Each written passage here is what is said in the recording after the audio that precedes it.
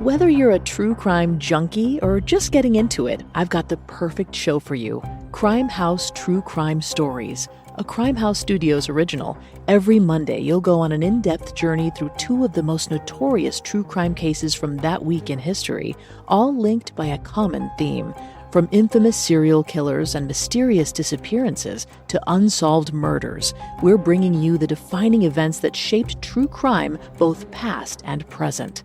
Each episode dives into the stories behind the headlines, featuring high-profile cases from past and present, including the murder of Gabby Petito, the kidnapping of Elizabeth Smart, the Heaven's Gate cult tragedy, and so much more. Follow Crime House True Crime Stories now, wherever you get your podcasts. And for ad-free listening and early access to episodes, subscribe to Crime House Plus on Apple Podcasts.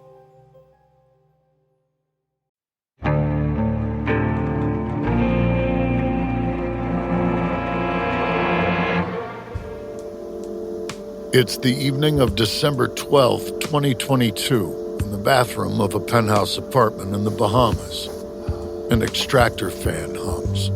The cold light of a laptop screen spills across the tiled floor. 30-year-old Sam Bankman-Fried sits cross-legged, staring at a spot on the wall. Behind his dark, unmoving eyes, his mind spins. The bathroom is the only place Sam can get some peace and quiet. For the last month, he's been surrounded by people either offering him advice or asking inane questions. Questions like, what happened and where's the money? To Sam, though, they're simple queries from simple minds. And no matter how many times he's tried to explain himself, Sam just can't seem to make people understand. But his big chance to turn things around is coming up. He's due to testify before the House Financial Services Committee in Washington tomorrow. That's why he's in the bathroom of his luxury home, to write a statement. He hopes that he'll finally be able to clear the air, to make people see what he was trying to do, make them understand that he can make things right. But the clock is ticking. About an hour ago, Sam's lawyer called. The Bahamian authorities are on their way over. They're going to arrest him. So Sam needs to get everything down. He takes up his laptop and begins to write. His phone buzzes in his pocket. It's his mom. Sam answers and puts the call on speaker. Barbara Fried's voice echoes off the bathroom's cold tiles. She's a lawyer and is full of advice about what Sam should and shouldn't say before members of Congress. Not that Sam is paying much attention. His mother's voice is just white noise to him now, a soundtrack to the video game Sam's life has become. His enemies have all the resources. Sam's lost his weapons, and his health bar is perilously low. But he's not going to quit. He keeps typing. Even when he hears the police arrive at his front door. Even when he hears them calling out for him. Even when they burst into the bathroom and order him to place his hands behind his back. Calmly, Sam stands and allows the police to arrest him. On the phone, Barbara switches from law professor to concerned mother, telling Sam what he should and shouldn't be wearing when he goes to prison. She keeps talking, her voice strained while the cops place handcuffs around her son's wrists. As he's led out of the bathroom and through his expansive apartment, Sam notices a couple of his remaining employees rushing around, cramming clothes into a duffel bag for him. They seem distressed, like his mother. They're wondering aloud about how many pairs of socks Sam might need in jail. Eventually, they finish shoving things into the bag and hand it to one of the officers while they're waiting for the elevator. Sam says thank you, because that's what he's supposed to do. None of it touches Sam, though. Not really. He's never understood emotions, not the way other people seem to. And right now, he's grateful for that. Just look at how this whole episode has affected everyone around him. Emotions aren't helping anyone. They certainly won't help Sam out of his current predicament. They'd only slow him down. Right now, his mind is like a lab rat in a maze, searching frantically for a way out. There has to be one. There has to. But the truth, what Sam can't see, is that there is no way out. And while it's true that emotions won't help him right now, that's only because nothing can. Not his mother, not his employees, and not the brain that got him here in the first place. It's finally time for Sam Bankman-Fried to face the consequences of his actions. Americans spend an average of 90% of their time indoors. But did you know that indoor air can be up to 100 times more polluted than outdoor air? Breathe easy with Air Doctor, the award-winning air purifier that eliminates 99.99% of dangerous contaminants like allergens, viruses, smoke, gases, mold spores, and more. Air Doctor was voted Best Air Purifier by Newsweek, so it's no surprise that 98% of Air Doctor customers agree their home's air feels cleaner, safer, and healthier. Unlike other purifiers, Air Doctor captures invisible particles 100 times smaller than standard HEPA filters. Head to airdoctorpro.com and use promo code AmericanCriminal to get up to $300 off today. Air Doctor comes with a 30-day money-back guarantee, plus a 3-year warranty, and $84 value free. Get this exclusive podcast-only offer now at airdoctorpro.com. airdoctorpro.com using promo code AmericanCriminal. Hello, Nigel here. I couldn't help noticing that you're still awake. Now, I'm an owl. I'm supposed to be up at night, but you need your sleep. So if it's your allergy symptoms that are keeping you up, here's a word to the wise. Try Xyzal. You see, Xyzal works fast to relieve sneezing, runny nose, itchy watery eyes, and itchy nose and throat. And it keeps going strong for 24 hours, so you can get your sleep and wake up refreshed and ready for a productive day ahead. Be wise, all. Take Xyzal at night. Use as directed. Starts working in 45 minutes.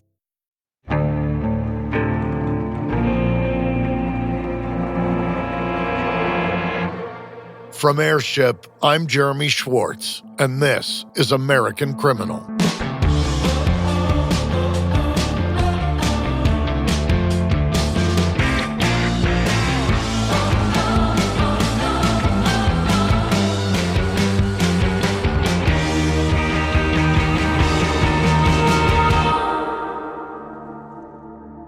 In 1929, the world's economy collapsed.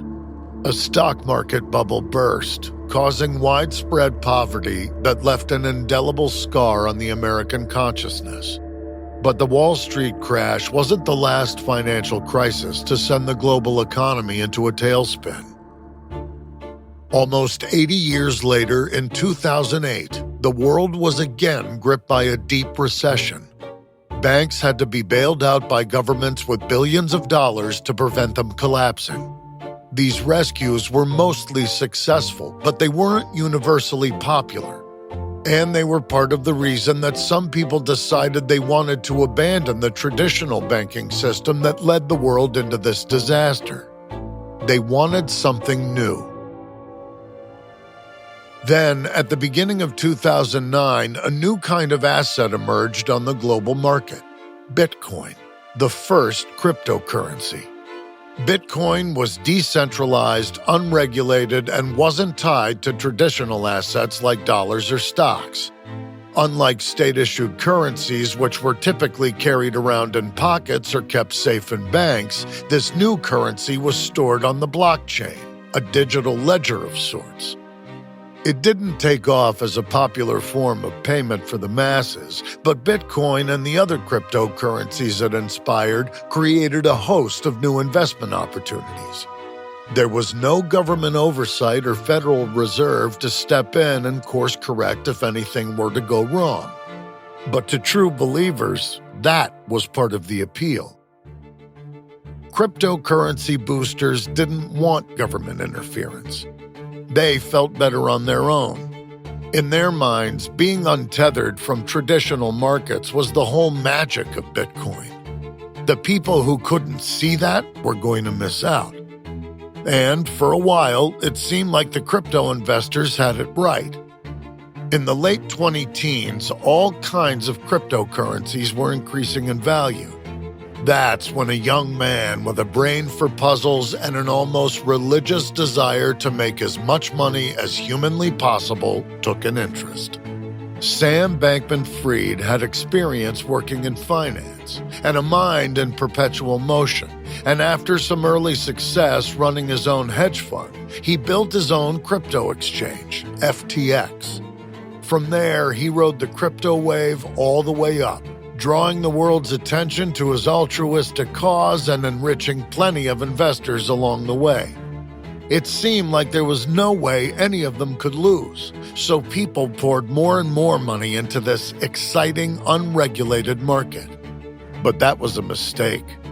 The bubble had to burst eventually, and no one was prepared for what Sam Bankman-Fried would do when it did. This is episode 1 in a 3-part series about Sam Bankman-Fried, Theoretical Altruism. It's a Sunday evening in 1999 in Stanford, California, 23 years before the collapse of FTX. The dining room of the home of Joseph Bankman and Barbara Fried is noisy and full. It's like this almost every week. Joseph and Barbara regularly invite friends and colleagues over for dinner, and they all sit and eat and talk and drink. The Bankman-Frieds are academics who live on campus, so their guests are usually intellectual types, professors, lawyers, lecturers, that sort of thing. For Joseph and Barbara's eldest son, Sam, the dinners seem to be a bore. To be fair, most 7-year-olds would feel the same. But then again, Sam's not like most kids his age. While he picks at his food and the grown-ups discuss theology and conflicting moral imperatives, Sam might seem uninterested, but he's listening. And while he doesn't say anything, he's taking it all in. He considers each person, weighing the validity of their arguments, making judgment calls about who's right, who's wrong, and who's completely missed the mark. Sam's mind is always ticking away, taking him several steps ahead of the people around him. That's how he's always been. It's how he always will be. His mother notices early on that Sam's different from his peers. He just doesn't seem to enjoy the things children his age usually do. Places like amusement parks bore him, and he's not all that interested in playing with other kids. As he gets older, he gravitates towards 1 or 2 classmates who he hangs out with occasionally, but that's about the extent of his friendship circle. Other kids make him uncomfortable, as does the idea of being a kid. They believe in things like Santa Claus, which Sam thinks is ridiculous. Then again, adults believe in things like God, which Sam thinks is just as bad. Not that that's the only thing about people that Sam doesn't understand. The entire concept of facial expressions baffles him. He just can't see the point in them.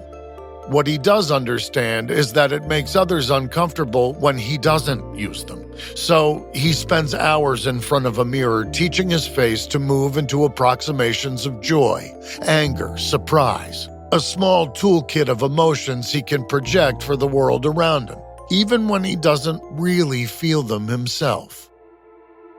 Sam reads a lot, but even his interest in novels fizzles out by his teenage years. From there, he moves on to reading internet message boards, which is where he develops a strong passion for utilitarianism. Essentially, that's an ethical theory where right and wrong are determined by actions that create the most happiness for the most people. Cultural or structural norms aren't as important as making positive contributions to the planet. Sam eventually becomes so committed to utilitarianism that when a friend points out that eating meat causes animals to suffer, Sam turns vegetarian. In high school, he plays a lot of video games and gets into the card game Magic: The Gathering. He even makes it to the national championships for junior players. But it's not until he goes to math camp the summer after his freshman year that Sam really feels a sense of belonging. He's always been really smart. Everyone could see it. But here at camp, he's surrounded by people just like him. It's at math camp that Sam develops a passion for puzzles. Not the jigsaw kind, but the sort of puzzles that test the limits of a person's mental abilities. After his first year at camp, he returns home to the Stanford campus and starts dreaming up elaborate scavenger hunts for other puzzle fanatics to solve. The smart ones, the puzzlers and gamers and mathematicians, are Sam's people. And as he nears adulthood, he chooses a path that's going to keep him in their orbit. After graduating high school, Sam heads to MIT to study physics and mathematics. But even physics can't hold Sam's attention for long, and he loses all interest in the subject by his junior year. Still, he makes the most of his time at college, joining a co-ed fraternity that seems custom-built for him. Epsilon Theta is full of other smart kids like Sam. They all sleep in the attic of the frat house, which leaves the bedrooms free for studying. But despite their shared commitment to schoolwork, what really unites the fraternity is a love of gaming. At any given time, Sam and other members can be found playing complex strategy and role-playing games that last days or weeks at a time. Sam loves the thrill of strategizing exactly how he can win. He'll invest the time and patience convincing other players to form alliances with him, only to stab them in the back at the first chance. It's fun for him, finding weaknesses and exploiting them to his advantage. That might seem like an unappealing trait to have, but for some employers out there, it's exactly the skill set they're looking for. In Sam's junior year, he attends the MIT job fair. Some of the largest and most famous firms in industry, accounting, and finance are there, hoping to attract the brightest minds of tomorrow. Among them is Jane Street Capital, a prestigious but low-profile Wall Street firm. Sam leaves his resume with them and is invited along to a day of rigorous interviews. Or at least, they seem rigorous to most. The tests focus on gambling and game theory, and could have been written with Sam in mind. It's no surprise that he impresses his interviewers, and they offer him an internship for the upcoming summer. Places like Jane Street are highly selective, and their interns are said to earn tens of thousands of dollars for around 3 months' work. For Jane Street, those paychecks are investments, bets on the potential of the chosen students. The ones who prove themselves are offered full-time positions, and Sam's only there for a few weeks before he gets that tap on the shoulder. So, once he graduates from MIT in 2014, Sam returns to Jane Street's offices in New York to begin his career. His starting salary is $300,000. That'll double in his second year. And that's not even counting his bonuses. Once he gets to his third year, that bonus alone will be something like $1 million. And if he sticks around for the next decade or so, he can confidently expect to make tens of millions every year. This is the path Sam is on, and he's only just out of college. It's enough to make a person's head spin. Not Sam, though. He's focused on the challenge of his job. He's been placed on the firm's most profitable desk, which means he's dealing in exchange-traded funds, or ETFs. It's a job that requires a lot of mathematical skill and a willingness to take risks. But it's essentially a game Sam's playing with other people's money. So when his trades come in at a loss, it's not the end of the world. Jane Street encourages big bets. That's how the firm makes its money. Losses are regrettable, but they're the price of doing business. And if you win big enough to cover the losers, then there's no real harm done. It's work Sam's good at.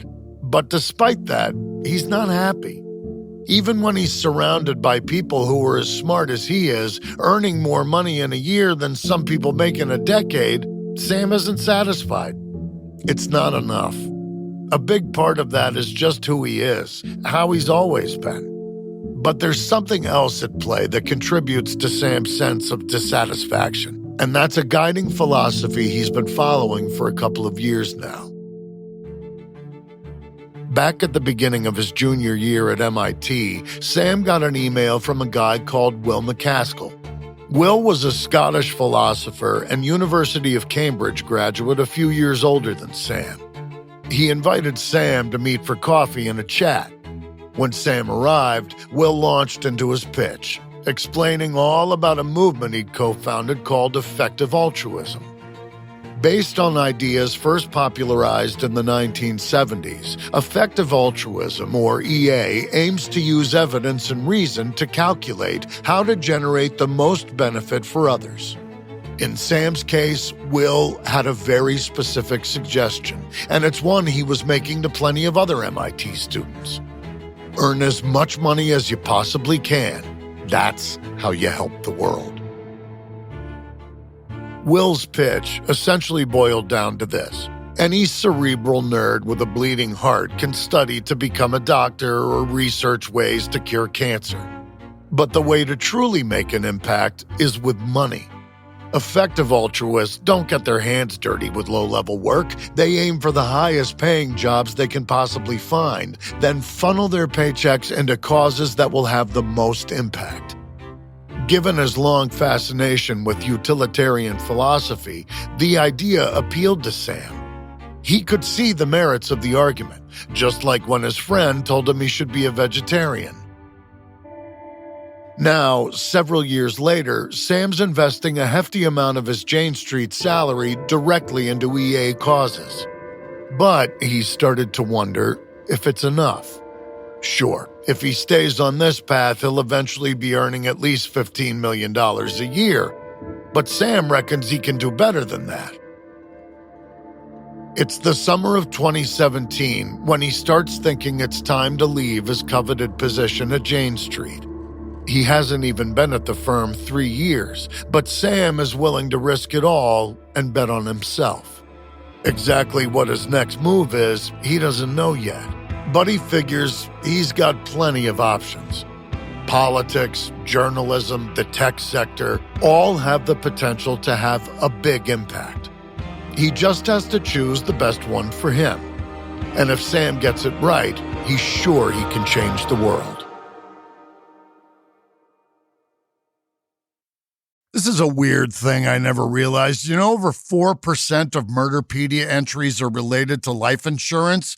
So that's over 600 murders a year in the United States, with life insurance being the motive. So get some really good insurance. Do it at SelectQuote. SelectQuote is one of America's leading insurance brokers with nearly 40 years of experience, helping over 2 million customers find over $700 billion in coverage since 1985. Now, other insurance and brokers offer impersonal, one-size-fits-all policies that may cost you more and cover you less, while SelectQuote can help you find the right policy for you. Been worried about trying to fit shopping for life insurance into a busy schedule? Well, in as little as 15 minutes, a SelectQuote licensed insurance agent can tailor a life insurance policy to your family's needs and budget. And have you been concerned about the cost of life insurance? Well, it's more affordable than you think with SelectQuote, with some policies costing less than $1 a day. Plus, if you're in good health, they work with carriers that can get you same-day coverage with no medical exam required. Head to SelectQuote.com and a licensed insurance agent will call you right away with the right policy for your life and your budget.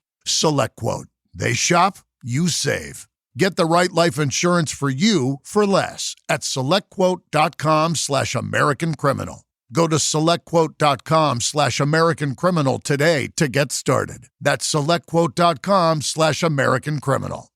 If you run a small business, there's nothing small about it. As a business owner, I get it. My business is and always has been completely consuming since I started. Every day there's a new decision to make, and even the smallest ones feel gigantic. Something that can help this whole process not feel so daunting is the right platform that has all the tools you need to be successful. Well, guess what? It exists, and it's called Shopify.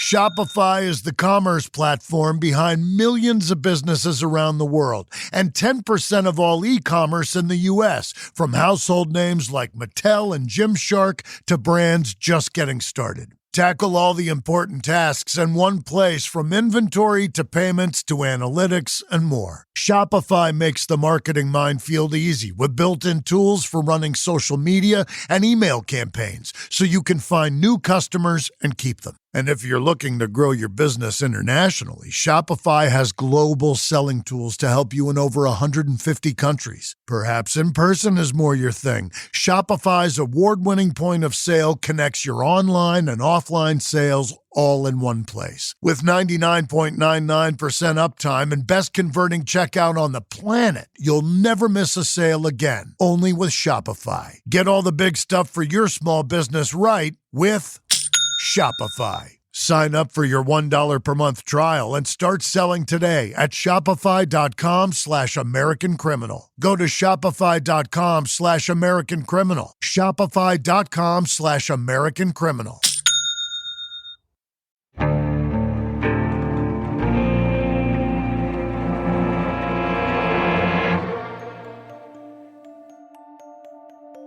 It's the summer of 2017 in the Bay Area of Northern California. Sam Bankman-Fried is sitting on his couch, staring at his computer screen, trying to understand what he's seeing.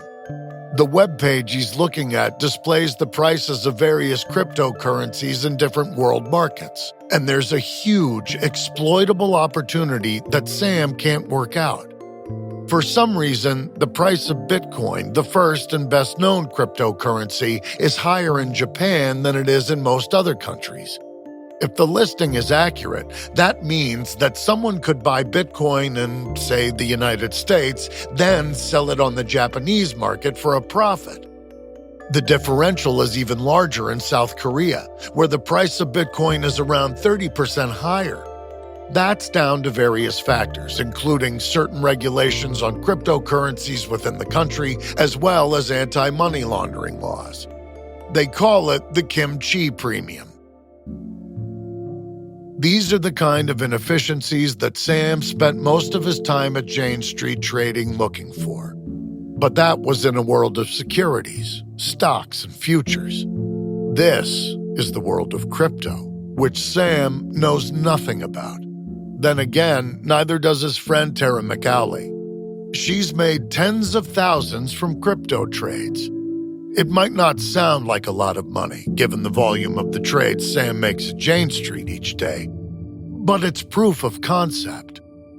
Tara's a mathematician who runs the Center for Effective Altruism in Berkeley, which is where Sam has donated a lot of his earnings since graduating from MIT. Tara started her crypto trades with a tiny investment.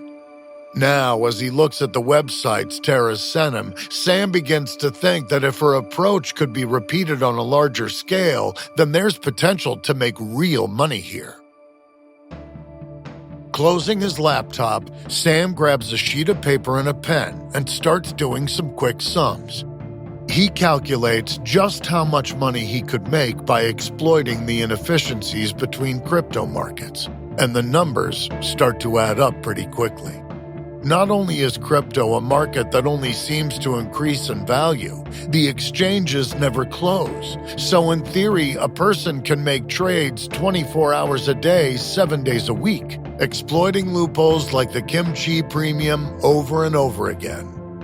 Sam knows that he's guaranteed to make millions of dollars if he stays in his job at Jane Street. But he could make even more than that in the crypto market. It's not a sure thing, but if there's one thing he's learned at Jane Street, it's that taking risks is how you make money. And if the right risks pay off, Sam thinks he might just be able to make $1 billion. That's the kind of money that could make real, positive change in the world. So, Sam quits his job at Jane Street and moves back to the Bay Area. It's time to get to work, but he won't be on his own.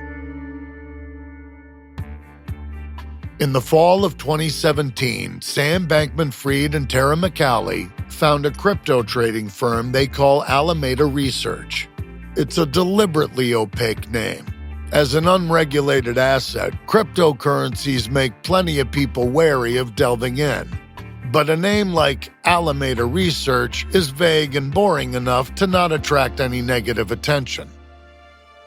So, with their name chosen, Sam and Tara find an apartment in Berkeley, California for their base of operations. For startup capital, Sam pours in the money from his final Jane Street bonus. But that $500,000 isn't going to last very long, because they've already got several employees on the books. Alameda's early core is made up of around 20 effective altruists. Most have no experience in trading, and few of them knew or cared much about crypto before they signed up, but they're eager to put their intelligence and education to good use. The new employees are assigned positions that best suit their skill set, and most of them fall into two categories: traders and programmers. The traders are responsible for finding crypto trades that will turn a profit, while the programmers have to create code that works fast enough to capitalize on those trades. Arbitrage trading is the industry term for what Sam has in mind: finding markets where cryptocurrencies are worth more than they are in another, and exploiting that difference in price. In theory, an arbitrage trader can keep making the same trades, moving money back and forth and banking a profit until the inefficiency disappears. Usually in the finance world, the margins on arbitrage trading are tiny, fractions of percentages. But Sam already knows that Bitcoin is commanding 10% more in Japan than in the US. It's effectively free money, if you can make it work. Those market inefficiencies usually exist for a reason, because there's some kind of pain point that's stopping everyone from exploiting them. In this case, the problem is moving funds back and forth from the US to Japan. First, Sam will need to open up various accounts with banks and crypto exchanges in each country. Then, he'll need to buy the Bitcoin in the US, sell the coins at a higher price in Japan, and move the proceeds from those sales into a Japanese bank account. Finally, the money in Japan will have to be wired back to the US so the whole process can start all over again the next day. But Sam can't do all that himself from the Alameda office in Berkeley. Most Japanese banks insist on their customers actually being in Japan.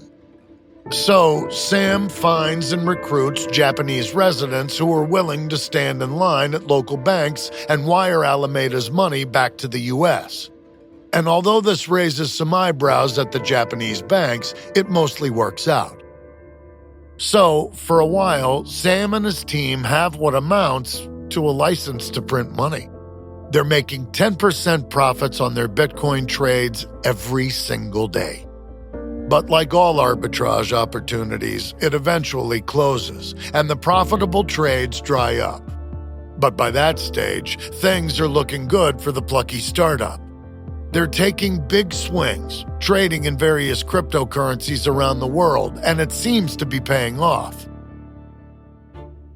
By December of 2017, just a month after the firm's launch, Alameda has attracted the interest of a few cashed-up admirers who sink $25 million into the firm.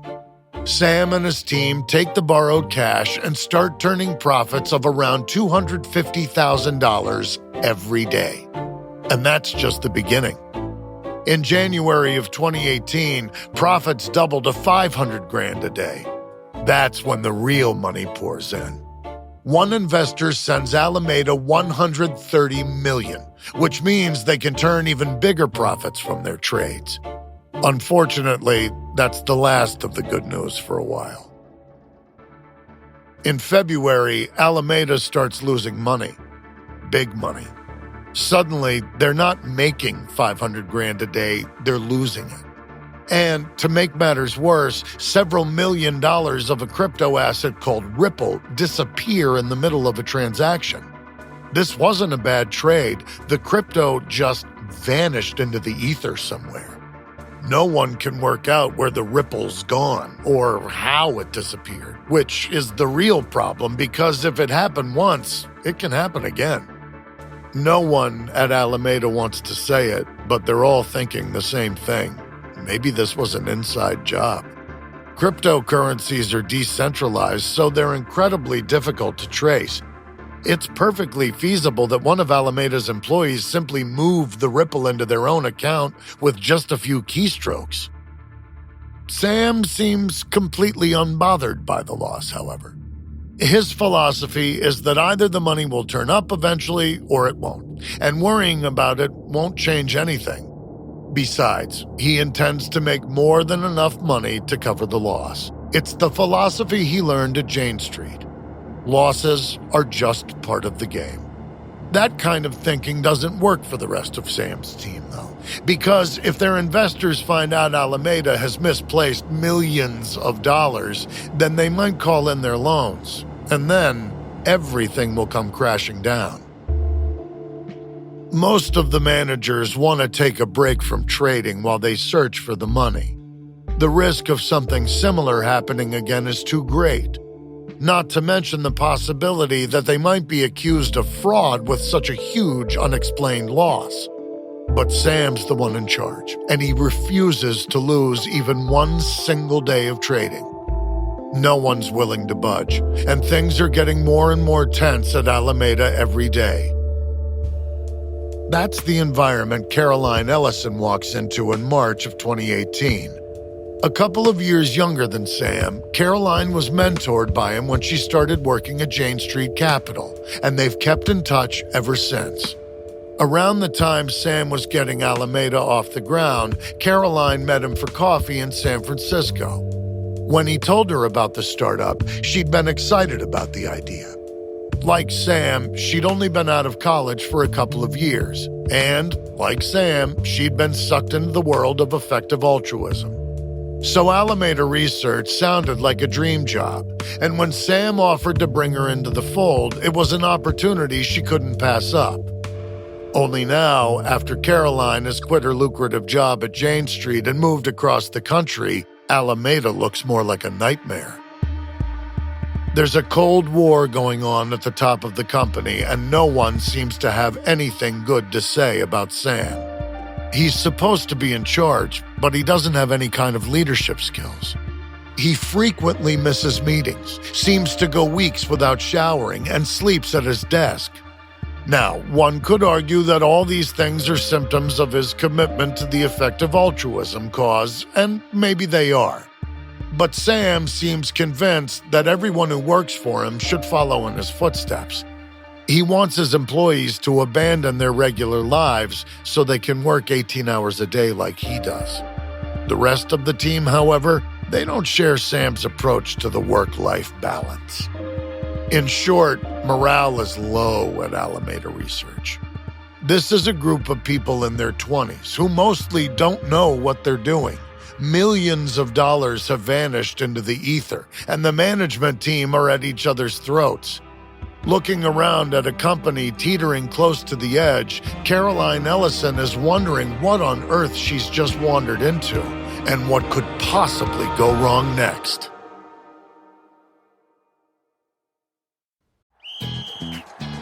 Hilton brings you new ways to stay, with experiences that let you capture the glory days. Introducing the Graduate Hotels. Each inspired by local college towns, these stays are always original and never boring. Get in touch with traditions all across the country and enjoy a stay that's a class above the rest. Book at Graduate Hotels with Hilton Honors Points at Hilton.com. It's a win-win. Hilton, for the stay.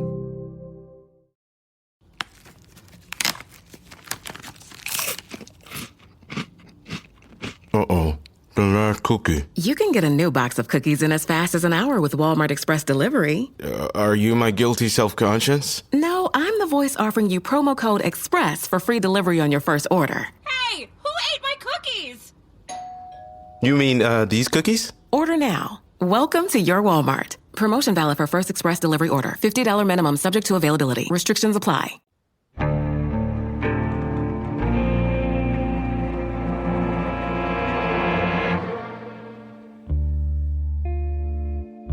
It's early April of 2018, and 26-year-old Sam Bankman-Fried is in a closed-door meeting with the leadership of his crypto investment firm, Alameda Research. Although the startup is dealing with tens of millions of dollars every day, they're still operating out of an apartment in California's Bay Area.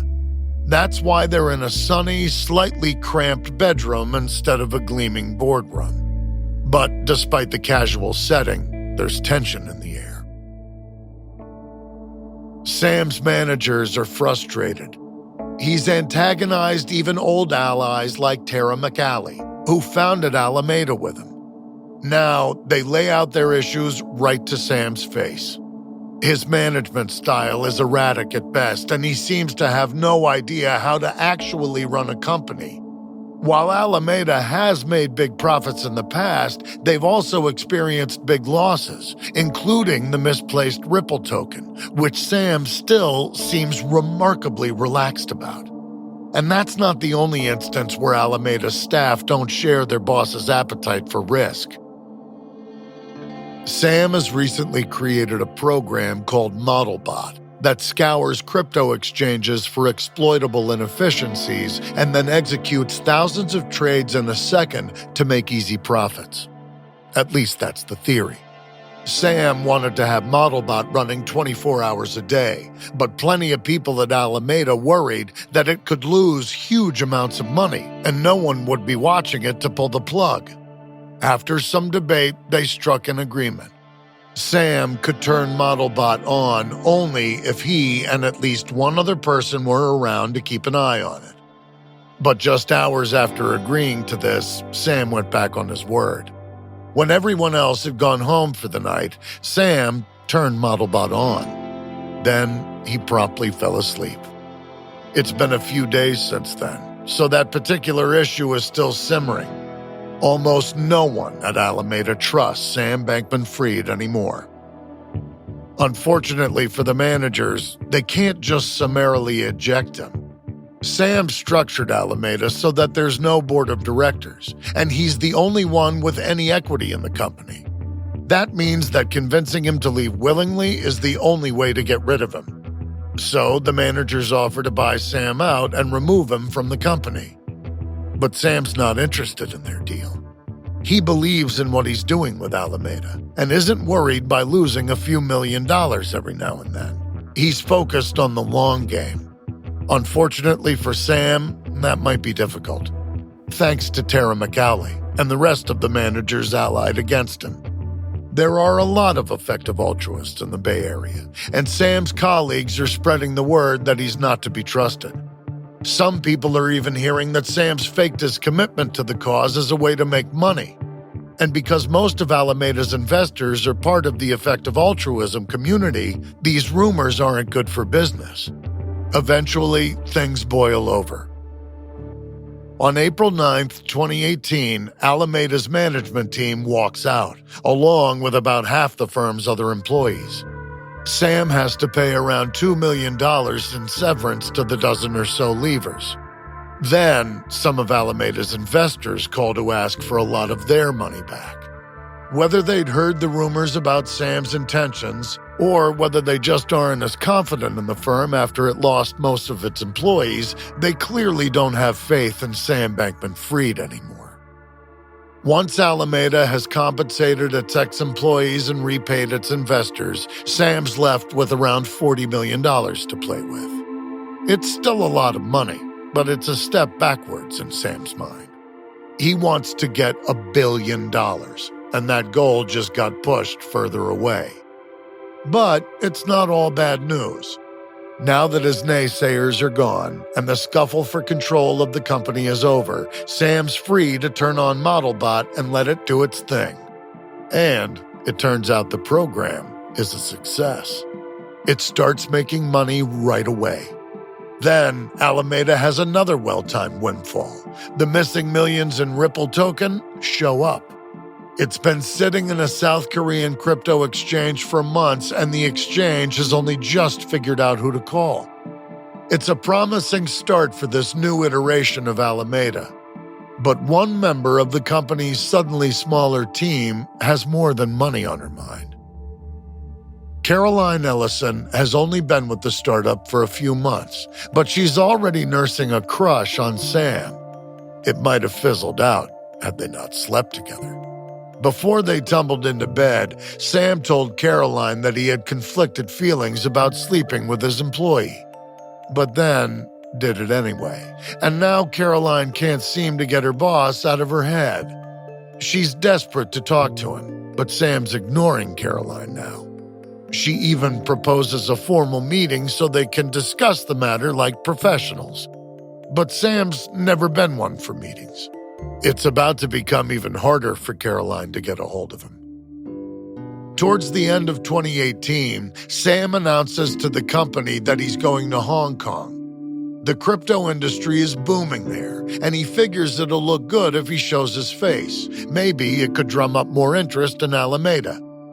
This leaves Caroline feeling more cut off from Sam than ever. With no one to talk to about the situation, she lays everything out for herself in a 4-page memo, the kind of thing you might send around for feedback on a business proposal. But this proposal is about pursuing a relationship with Sam, and it's full of helpful bullet points that illustrate the pros and cons of moving forward with the merger. When she's done, Caroline decides that if anything's going to get Sam's attention, it's this: an easy-to-read document devoid of emotion and no longer than the average blog post, which is Sam's favorite medium. So she sends him the memo, turning it into a kind of love letter, and waits for his response. Sam is still in Hong Kong when Caroline hears back from him, but he's not responding to her romantic pitch. Or maybe he is. There's every chance that Sam's made this decision based on Caroline's pursuit of him. But soon after getting the memo, he calls the team at Alameda and makes an unexpected announcement. He's not returning to the States. Instead, he's going to stay in Hong Kong. Crypto is getting bigger and even faster than Sam imagined, and he wants to be right where the action is. What Sam doesn't tell his staff is that he's now set his sights on something far greater than Alameda Research. It's not something he can legally pull off in the U.S., but the rules are different in Hong Kong. If he can make it work, the money he's been pulling in at Alameda will soon look like pocket change. And the more money they make, the more money they can give to effective altruism causes. Sam's determined to reach his $1 billion. And if that causes a financial collapse, the likes of which the world hasn't seen in decades, so be it. From Airship, this is episode 1 in our series on Sam Bankman-Fried. On the next episode, Sam creates a new kind of crypto exchange and starts raking in the billions he's been dreaming of.